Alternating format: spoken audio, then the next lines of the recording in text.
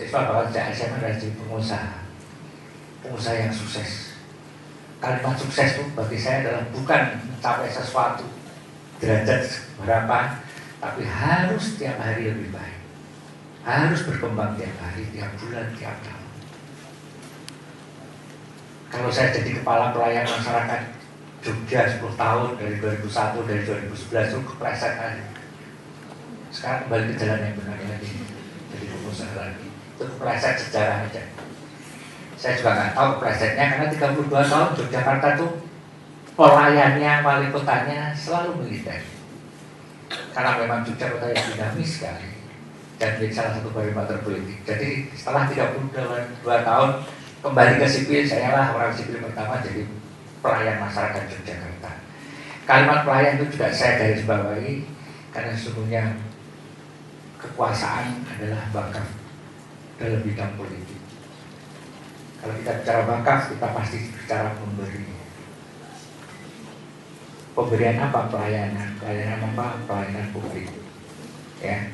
Jadi saya present aja, tapi sebelumnya saya juga seorang wira swasta yang selalu bicara sukses. Sukses bukan, sukses itu sudah punya mobil 1, punya mobil 10 atau punya 100, enggak. Sukses adalah proses.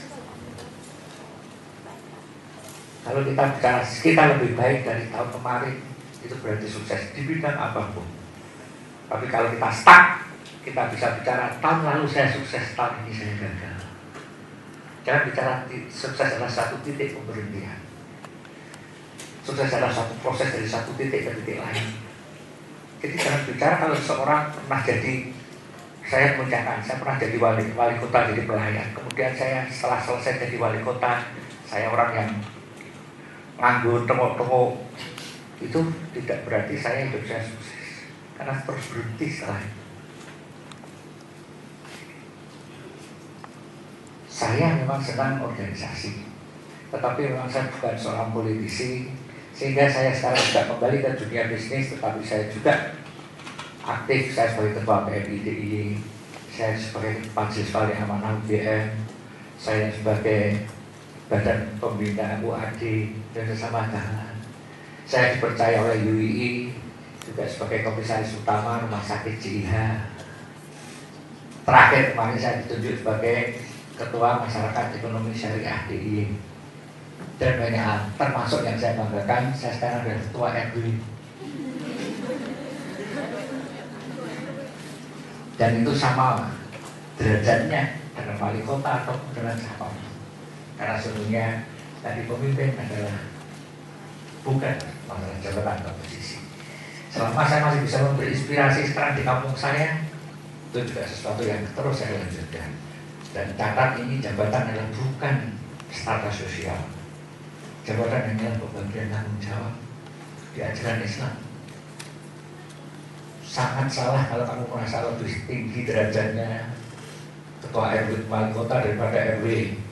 Wali kota nggak punya ketua RW repot, banyak program nggak jalan. Baru tahu sekarang saya.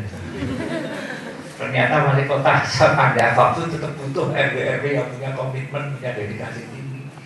Tanpa itu banyak nggak akan tersampaikan program-program pemerintah ke masyarakat.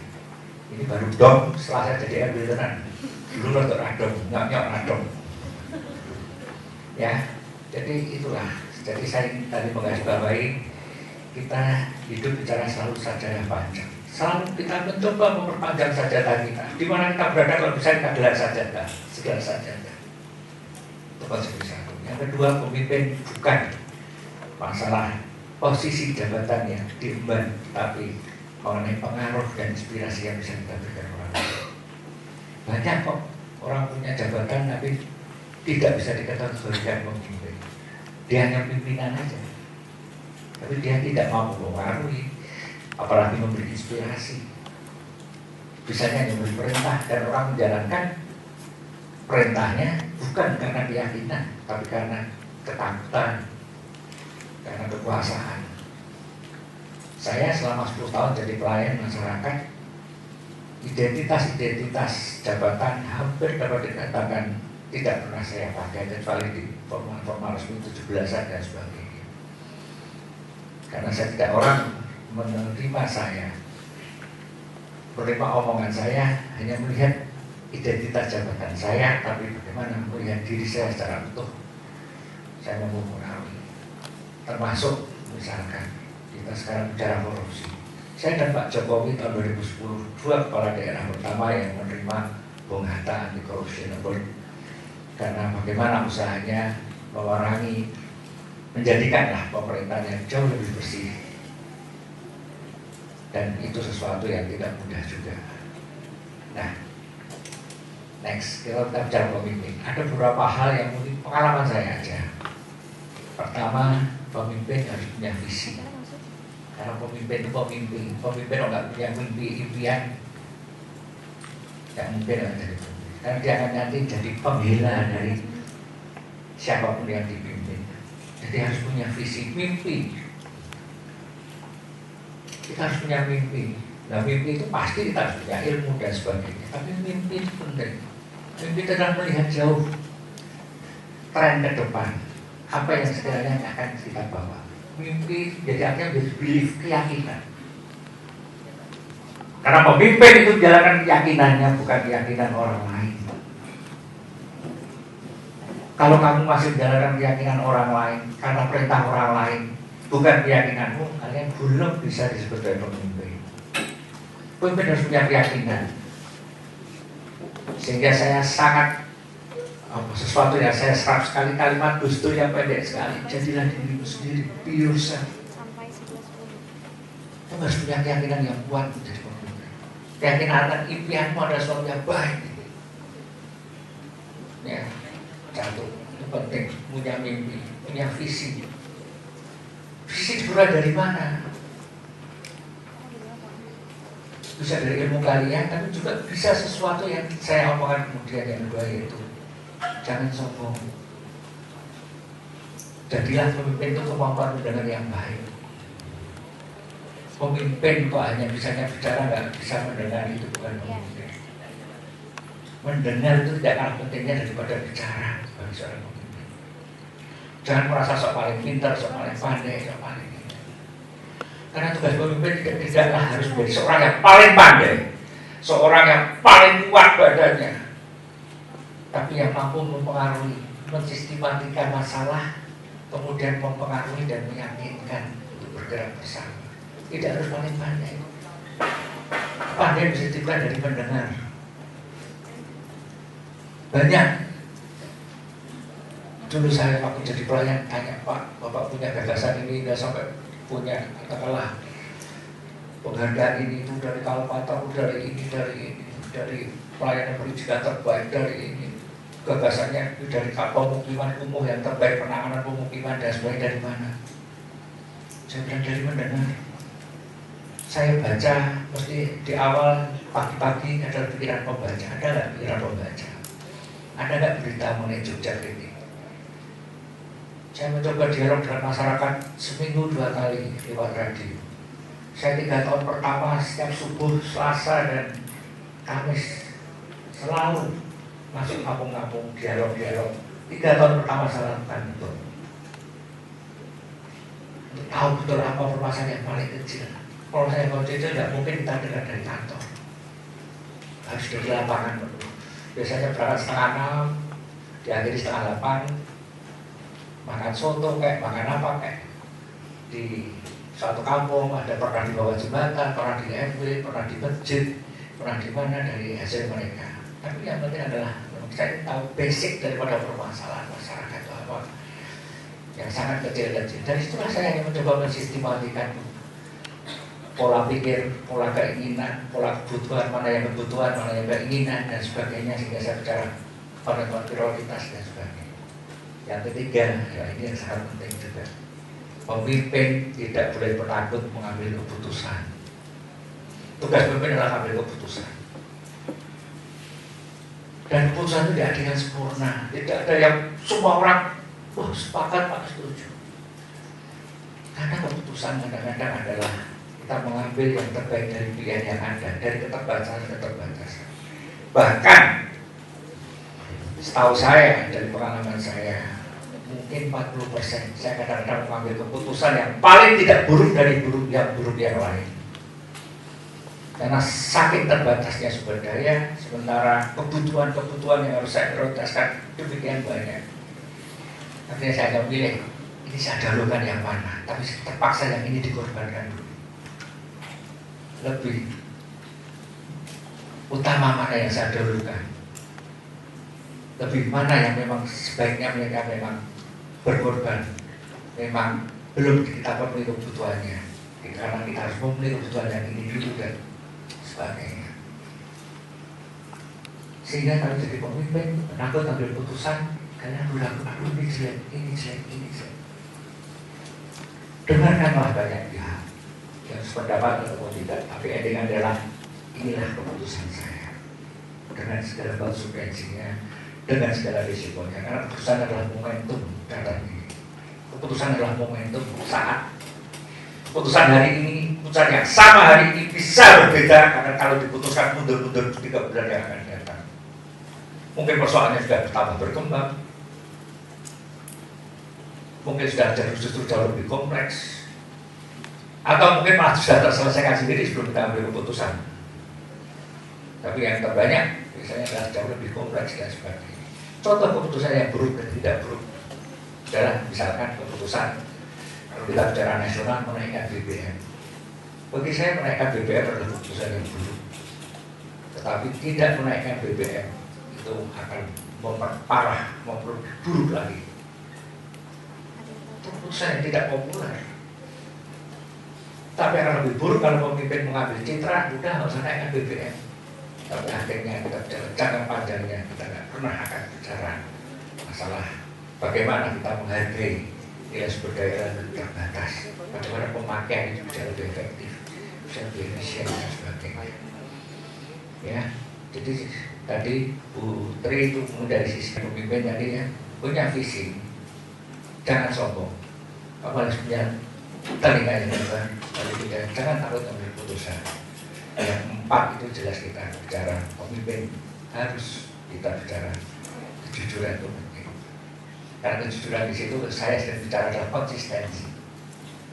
Konsisten, seorang pemimpin harus konsisten. Konsisten itu pasti bicara kejujuran. Gak ada orang yang konsisten kok tidak jujur.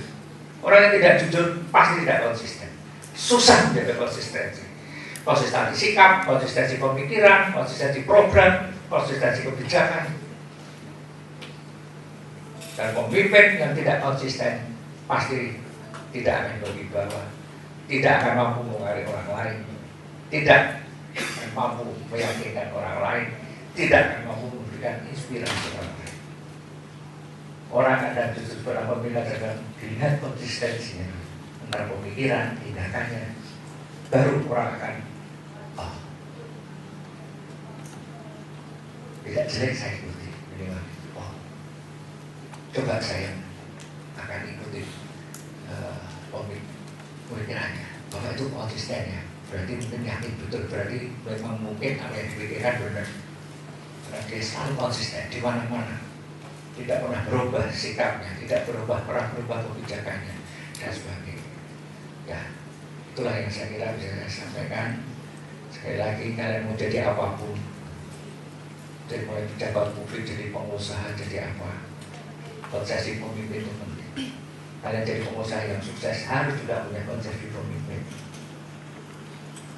Cuma saya terjemahkan, kalau tadi kita punya visi, di bisnis juga harus punya visi. Kedua, pandai mendengar, di bisnis harus punya kemampuan mendengar yang baik, kemampuan mendengar, melihat konsumen, tren lingkungan. Karena catat ini juga penting, tidak ada yang abadi di dunia ini selain perubahan itu sendiri. Kalau kita bicara bisnis, kita bisa bicara pasti perubahan. Tren konsumen, gaya hidup konsumen, teknologi, dan lain-lain. Kita harus terus mendengar. 3, jangan takut ambil keputusan di bisnis juga. Jangan takut kita ambil suatu investasi dan sebagainya. Setiap keputusan bisnis pasti ada risiko, pasti. Gak ada bisnis mesti untung. Saya kalau merencanakan bisnis, mengembangkan usaha, pertama saya itu memang visibilitas tadi. Secara di atas kertas saya, tapi selalu saya tutup tahun ini gagal total. Saya ini apa yang saya prediksi tidak ada yang jalan, atau ada sesuatu yang di luar kendali saya, sehingga investasi saya hilang. Maka sikap saya bagaimana? Kalau itu saya akhiri selalu dengan, selama saya masih bisa tidur nyenyak, masih bisa makan dengan enak, maka investasi itu saya jalan. Pernah kan Bapak Rudi? Pernah. Hilang total pernah. Tapi itu juga saya ambil hikmahnya. Tapi selama saya masih bisa tidur nyenyak, masih bisa bertegur sapa dengan istri, saya jalan. Dan tidak ada yang menjamin dunia bisnis itu juga tidak ada. Jangan percaya kalau ada teman ngajak bisnis kalian, wah untung, ruginya apa? Dijamin nggak mungkin rugi. Transaksi yang nggak pernah rugi adalah transaksi dengan Allah. Itu jaminan. Tapi kalau selama transaksi dengan manusia, transaksi apapun di bidang sektor apapun, yang ada kalimat, wah nggak mungkin rugi, prospektif, untungnya wah setahun kembali. Kalau orang ada seperti itu datang ke saya usir. Ini mau dobos baru ngapusi, dobos ngapusi. Justru kita harus tahu masalah yang kita hadapi. Tapi masalah bukan untuk menjadikan kita berpikir 1000 kali, tetapi kita untuk menjadikan kita bagaimana solusi nanti jika benar-benar terjadi. Kita sudah antisipasi. Kalian mau bisnis, mau ngambil keputusan, penguasaan masalah penting. Jangan menyepelekan masalah-masalah yang mungkin terjadi, tapi tidak membuat kalian menjadi ragu-ragu. Tapi kalian mencoba membuat harus terjadi gini gimana? Oke, kira-kira solusinya ini. Kalau terjadi gini, solusinya ini. Sehingga kalian nanti kalau terjadi tidak jadi orang pepatah Jawa, orang yang sangat tidak bagus dalam hidup adalah orang yang sering kagetan, gumunan. Loh kok gini ya? Loh kok gini ya? Waduh, gak pernah saya pikirkan. Waduh. Orang yang kagetan, gumunan biasanya tidak akan jadi orang sukses. Karena orang kaget, orang gumun tau ya gumun ya, itu nggak bisa berpikir, karena dia tidak antisipatif, dia selalu reaktif. Kuasai masalah, semakin kalian menguasai masalah, semakin baik. Tapi jangan biarkan kalian semakin ragu, semakin bisa Allah jalan kalian adalah lapang untuk menuju sesuatu, karena apapun masalahnya sudah ada antisipasi. Kalian pasti tahu Taman Impian Jaya Ancol, tahu ya? Dulunya apa itu? Dulunya apa itu? Rawa-rawa tempat jin dan hantu Jakarta itu jarang umurnya. Sekarang sudah nyebar kemana-mana karena sekarang jadi impian. Rawa-rawa yang orang mulai aja nggak pernah berpikir, aduh tempat yang sudah nggak ada harganya. Kepada seorang yang punya inspirasi yang luar biasa, yaitu Ciputra. Dia justru melihat sesuatu yang murah, lahan yang sangat murah sekali, dan bisa dibangun dalam satu kompleks yang besar sekali di Jakarta, perpaduan dan pantainya. Dia mengumpulkan stafnya, tanya, saya mau membangun ini, di mana mendapat kamu? Wah, ada pendapat, oh bagus Pak. Ada 100 orang, saya lupa namanya. Dia menentang habis-habisan, Pak, Bapak ini gila Pak. Ini loh Pak, kita punya masalah ini loh, pembangunannya dari konstruksi betonnya, dari reklamasinya dan sebagainya. Ya, semua dengar. Akhirnya Ciputra bilang, saya memutuskan impian saya ini dilanjutkan. Saya ingin menjadikan sesuatu tempat rekreasi yang terbaik dan terbesar di Jakarta ataupun di Indonesia. Kemudian keputusan yang kedua, jadi yang tadi bilang ngomong masalah-masalah tadi, si Agus itulah bilang, bukan Agus ini deh, Agus itu aja. Saya tunjuk saudara Agus yang menjadi pimpinan proyek. Pak, saudara Agusnya belum Pak, loh saya kan yang paling menentang. Ya, kamu paling menentang, tapi saya lihat kamu paling tahu masalah-masalah yang akan dihadapi. Kamu sangat detail sekali tadi. Kamu bicara permasalahan konstruksi, kamu tunjuk untuk mengatasi itu. Kamu sudah paling tahu masalahnya, sumber daya perusahaan saya serahkan ke kamu. Tugas kamu adalah memecahkan permasalahan-permasalahan. Karena kalau bukan kamu tidak tahu masalahnya dan tidak tahu apa yang solusi yang terbaik untuk mengatasi itu. Jadi masalah itu diatasi, bukan dihindari. Itulah yang saya sampaikan. Sekali lagi, selamat untuk para pemimpin-pemimpin Indonesia ke depan. Jadilah pemimpin dimanapun kalian berada, apapun posisi kamu, tetapi saya ingin kalian mampu menjadi orang yang selalu bisa memberi inspirasi dan pengaruh bagi orang lain. Tentunya inspirasi dan pengaruh kebaikan untuk Indonesia yang lebih baik. Terima kasih. Assalamualaikum warahmatullahi wabarakatuh.